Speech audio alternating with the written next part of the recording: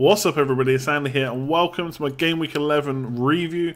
This is a weekly video in FPL where I take a look at my team, how it did for that week, what points I got, what went well, what went wrong, and there's usually plenty that goes wrong. And then a look ahead to kind of what I'm thinking for next week, you know, whether I'm thinking a wild card and what transfers I'm looking at, which players are staying, which players are going. So a very much an okay week again this week, and I feel like I've said that for a few weeks in a row, so I feel like something needs to change in my team. I'm just not sure what. So let's just jump straight into it. I'll go through what I got and what I'm thinking of doing. So this is my team for this for Game Week 11. So this is the score I got. So I got 53 points for this game week, which was a game week rank of 1.2 million. 615 points in total. Hopefully I've got that right this week, because I think on the last video I had it wrong. People pointed out in the comments. And my current rank is 203,007th. So a green arrow for me. I think I rose about 60,000 places, so that's pretty good. But it was another week when my Kane captain failed. My captaincy just failed in general. And I could have captained nearly any other attacker and done better. So we'll come on to Kane in a minute. Let's start at the back. So I've been saying for a few videos now that Elliott was okay for like 3 weeks, but then he had to go. So Newcastle's fixtures are about to get poor. Foster's fixtures are about to get poor too, plus West Brom are rubbish. So this week I'm going to struggle for a good goalkeeper option. In game week 13, it's not so bad. I think one of them's got Watford at home, so I can play him in that. But long term, I really want Pope instead of Foster. So I played Elliott at 3 points. He conceded in the last minute, so it could have been a lot better for him. Just the way it goes sometimes. So a bit annoying. Jones came off on like the 62nd minute after he'd already conceded. I don't think there's too much to read into that, because he was on a yellow card. Man United were kind of diving into players, and the referee was giving out yellow cards like there was no tomorrow to both teams, to be fair. And I just think that at that point Mourinho could foresee maybe a sending off, plus we needed to attack, so he took Jones off and we were playing in a back three and we went to a back four instead. So I don't think there's too much to read into that. He's going to start the majority of games. Obviously with the fixture congestions that's coming up, he may start missing the odd one here or there. I still think he's good enough value to keep. So Phil Jones 1 point, but he's done so well in recent weeks, and to be honest, for the whole season, that I'm more than happy to keep him. I got Ward in. I kind of, two ways of thinking about Ward. One, I got him in for Ben Davis, who didn't start again this weekend. Ward's got 2 clean sheets. I mean, 2 out of 2 clean sheets, what's there to complain about? But I got him in ahead of Ben Mee, who in both those games has got bonus. I think he's got 5 bonus when Ward's got none. And they were very close for baseline bonus before that, so that's kind of the bonus points they're racking up when there's no assists or no goals for that player. So he was slightly ahead of Ben Mee, but it was really close. I was basically banking on the fact that Ward would get assists more often than Ben Mee would score goals, but that hasn't happened for either of them so far since I've had him in. It's only been 2 game weeks, but Ward didn't get the bonus. But 2 clean sheets, so I can't complain too much about that. Obviously, I've paid a little bit more from him. If I wildcard, then I might rectify that. I might put Ben Mee in, but for now, I'm happy with Ward. And Norton conceded again. Obviously, Swansea's a cheap defender. Swansea are looking okay. They're not really great going forward or at the back. But I think Norton offers good enough value to keep him in for now. We've got a decent enough fixture this week, so he's staying. But obviously, my bench is just awful. None of them are really worth it or playing. Like, Carroll came off before 60 minutes. Sutton and Long are out the team. And like I say, Foster and West Brom are just awful right now. So they need to go eventually. Will I wildcard? We'll come on to that in a minute. Richarlison started. He missed a sitter. I thought, here we go again. He's going to miss more opportunities. He's not going to get any points. But he popped up with a goal, which was awesome. He also won a penalty, which unfortunately didn't get converted. So he finished with no bonus points. Had that penalty gone in, he may have finished on 3 bonus points. Got on the 3 points for the assist and be on 13 basically, only a couple behind Salah. That would have been really nice. It wasn't to be. We're finally off the mark. He's got some nice fixtures coming up. He may even be on penalties now. I'd say Deeney's only out for, I think, 2 more games, so chances are that he will just come back in and take him. But maybe in the next 2 games, maybe Richarlison will be on him, and he's good enough at winning them, so we'll see what happens there. Ericsson has now blanked, I think, 3, maybe even 4 games in a row. It was Crystal Palace at home. Again, Spurs have struggled at home to a weak side, and that's something I've got to start paying attention to now. I've kind of ignored it for too long. I do still think that Spurs, Ericsson and Kane in particular, are just too good to not do well at home against those teams, but it's just not happened so far. Whatever it is, they just can't break them down. Obviously, they won. That's great for them, 1-0. Pochettino's happy enough, but Eriksen looks a problem now. He's quite expensive, 9.6, 9.7 million, which I've been okay with while he's been getting me points, but that's not happened now. So I've got to look at potentially getting rid of him. If I don't wildcard, then I'll keep him because I think I've got other priorities. But if I do wildcard, he's definitely on the chopping block. Salah, on the other hand, just doesn't stop scoring. Got 15 points this week, his biggest total of the season. I think that's his third double-figure haul in 11 games. He looks the absolute business. I've said this for a while now that a big score was coming. Here it is. If I'd kept Aguero and not bought in Kane, then I may have captained Salah, but I'm not going to worry too much about that. I'm really happy to get his 15 points. I do think we've got to start considering him a bit more for captaincy, though. He's been consistent. I think a lot of the times with the captaincy, we kind of look for the big double-figure haul every week, and obviously, yes, it's great when a player scores a brace, gets 3 bonus, scores kind of 13 to 17 points if they get a hat-trick. But Salah, like chipping away, basically, if you get points with your captain, it's great. So, like, even if Salah just scores a goal and gets no bonus, scores 7 points, that's great. And you've got a couple of extra points there with your captain. You're not going to nail that big score every week. So, with Salah scoring so consistently well, I wonder if we should start looking at players like that to put the captaincy on. Even like a Man City midfielder, yes, they're going to miss the odd game, but when they play, they get points. So, Kane is a problem because, obviously, at home, he's not doing the business. But we'll come on to that in a minute because he's got a lot of away games to come. So, yes, it's a bit of a knee-jerk to captain Salah because obviously he got 15 points, but I do think sometimes we overlook the consistent option in favour of the looking for the big haul option, when sometimes that consistent factor can score you much better points over the long run, even if week to week your scores don't look huge. Then we come on to Sterling. He started, won the penalty, which Aguero converted, just about, hit the post, but he went in.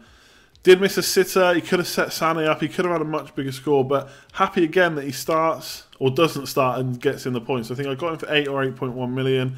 I think he's staying in my team for now, even if I wild card.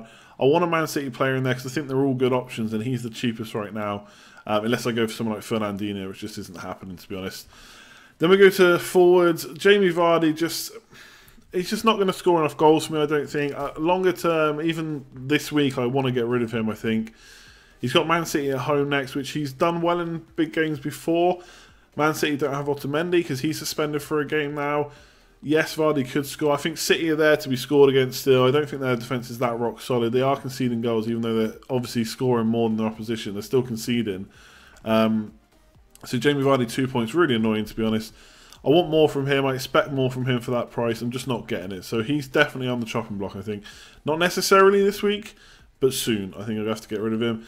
And then Jesus came on the last 30 minutes, got a goal. I was considering doing Jesus and Vardy out as a hit to get Kane in. Would have actually cost me 1 point extra instead of getting Aguero, although I would have had a different captain, so probably should have done it. But anyway, I didn't. I was glad that he came on. I was glad that he got points. He looked okay. I think there was a couple of occasions where if the players around him had been a bit quicker, they could have played him in, especially De Bruyne. Like on another day, he had this pass where he could have passed it in front of the defender, straight into Jesus' path. And De Bruyne is so good that I'd expect him to make that pass like 9 out of 10 times. Just happens that today was the one time he didn't. So it could have been a bigger score for Jesus. But he has to go, I think. Out of him and Aguero, they're both going to get rotated, especially with the fixture congestion that's coming up. I think Aguero is probably the #1 striker right now, if you can call it that. They're going to share minutes at times. One's going to play, one's going to get benched at times. But I think Aguero is going to play the most minutes. And to be fair, Aguero's top of the forward scoring charts this year, and he's missed 3 games and played only 24 minutes in another one. So he's only really had 7 full games out of 11, and he's top of the scoring charts for forward. So I wonder if he really is one I should be looking at. And I've kind of brought him in, then got rid of him. Maybe I should bring him back. I don't know.